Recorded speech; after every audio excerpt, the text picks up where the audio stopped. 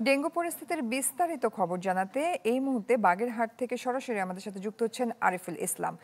আরিফ, বৃষ্টি বাড়ার সাথে ডেঙ্গুর প্রকোপ বাড়ছে, বাগেরহাটের প্রকোপ কেমন দেখছেন? স্বাস্থ্যসেবার বিষয়টিও জানাবেন।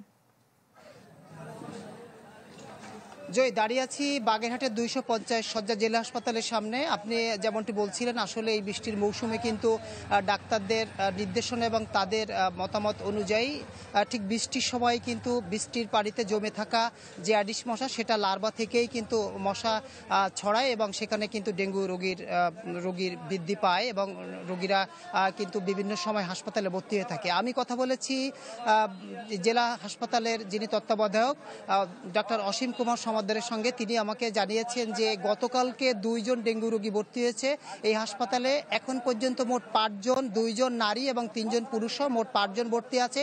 আর গত 3 মাসের কথা যদি বলি, গত 3 মাসে বাগেরহাট এই জেলা হাসপাতালে মোট 30 থেকে 35 জন কিন্তু রোগী ভর্তি হয়েছে। কোনো মৃতের সংখ্যা নাই এবং গত বছরও কিন্তু কোনো মৃতের সংখ্যা ছিল না। তবে এখানে পর্যাপ্ত পরিমাণ কিট রয়েছে এবং ডেঙ্গু রোগীদের জন্য কিন্তু আইসোলিউশন রয়েছে।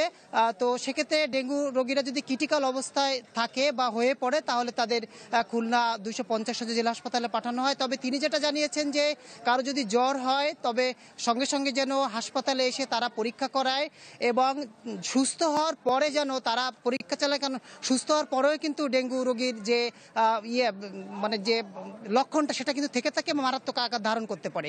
এ সময় কিন্তু বেশি বেশি তরল খাবার খেতে হবে এবং নিজ বাড়ির আঙিনা পরিষ্কার পরিচ্ছন্ন রাখতে হবে, যেন বৃষ্টির পানি যেন জমে থাকতে না পারে।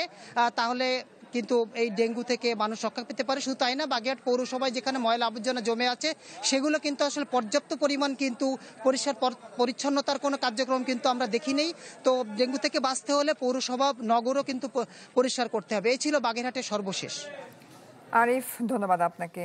দর্শক, বাগেরহাটের ডেঙ্গু পরিস্থিতির খবর জানাচ্ছিলেন আরিফুল ইসলাম।